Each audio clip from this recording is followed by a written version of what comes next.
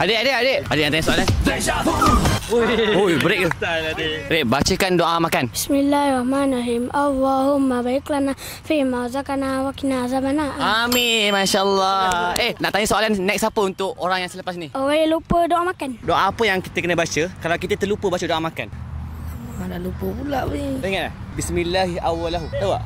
Tak tahu, okey, tak apa. Nak tanya soalan apa lepas ni untuk orang lain pula? Rukun iman ada berapa? Rukun iman ada berapa? 6. Baik, apa? Pertama? Beriman kepada Allah. Kedua?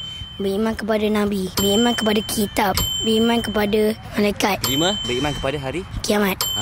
Keenam? Beriman qada dan qadar. Yeay! Power! Soalan tanya orang lepas ni pula. Doa bangun tidur. Apakah doa bangun tidur? Saya tahu. Okey, doa tidur apa doa tidur? Nak tidur? Allahumma bismika ayah Muhammad. Power, betul. Okey, nak tanya soalan next apa dekat orang lain pula? Nak solat. Doa lepas solat.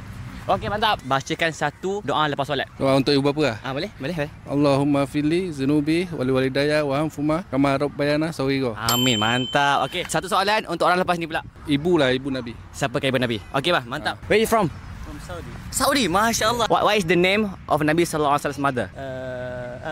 Aminah, masya Allah. One question for the next person. Which age the Prophet Muhammad SAW Become Nabi. Yeah. Okay. Thank you so much. Thank you. Good question. Okay, kah? 1, 2, 3. Dek, soalan. Bilakah Nabi sallallahu alaihi wasallam diangkat jadi nabi? Umur berapa? 40. 40. Okey, satu soalan untuk orang lepas ni pula. Doa wuduk. Mantap.